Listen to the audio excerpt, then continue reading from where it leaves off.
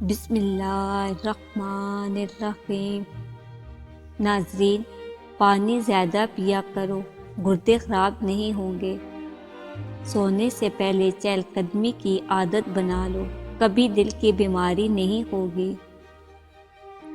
جو نہار منہ ٹھنڈا پانی پیتا ہے اس کو ہارٹ اٹیک ہوتا ہے۔ کڑوی چیزوں کے استعمال سے صحت اچھی رہتی ہے اور میٹھی چیزیں کھانے سے انسان موت کے قریب ہو جاتا ہے۔ میٹھا زیادہ کھانے سے بڑھاپا جلدی آتا ہے۔ فارغ رہنے والے انسان کی جلد بہت جلدی ڈل جاتی ہے۔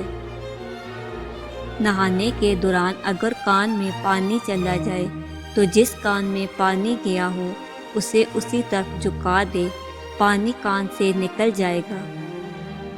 ہاتھ کو سن ہو جانے کا مسئلہ ہو تو 1 چمچ شہد اور آدھے لیموں کا رس 1 گلاس پانی میں شامل کر کے کم از کم 40 دن تک لے، انشاءاللہ افاقہ ہوگا۔ اگر بال جڑنے لگے تو ابلتے ہوئے چاولوں کے پانی سے بالوں کو دھونے سے بال گرنا بند ہو جاتے ہیں۔ رات کے وقت چائے پی کر نہیں سونا چاہیے، اس سے آپ کو پیشاب کا انفیکشن ہو سکتا ہے۔ اگر دل کی بیماری سے بچنا چاہتے ہیں تو ناشتے میں پیاز کا استعمال ضرور کریں۔ لہسن نمک دونوں کو مکس کر کے دانتوں پر لگاؤ، دانت دودھ جیسے سفید ہو جائیں گے۔ ایسے گھر میں خوشیاں اور برکت کبھی نہیں آ سکتی جس گھر میں عورتوں کی بلند آواز گھر سے باہر آئے۔ سورج کی جانب منہ کر کے بیٹھنے سے بہت سی اندرونی بیماریاں پیدا ہوتی ہیں۔ شہد کے سوا ہر میٹھی چیز میں زہر موجود ہے اور زہر کے سوا ہر کڑوی چیز میں شفا ہے۔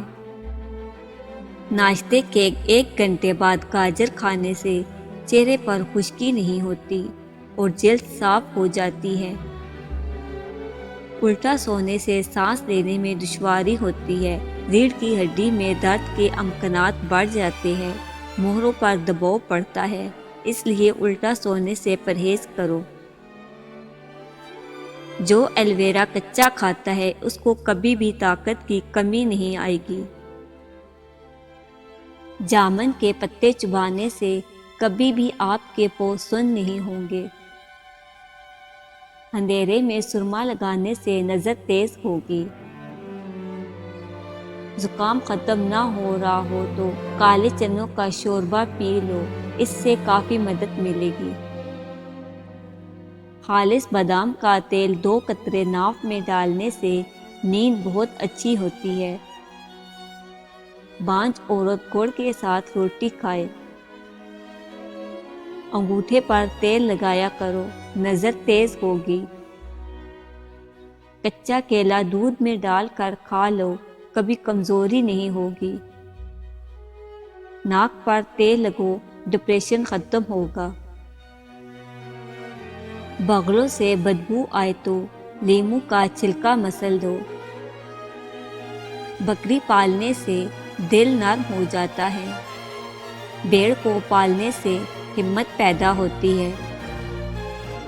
اگر بچہ اپنے بڑوں سے زبان درازی کرے تو 7 مرتبہ سورہ کوثر پڑھ کر پانی پر دم کرے اور روزانہ بچے کو پلائے، اور یہ عمل 21 دن تک جاری رکھے۔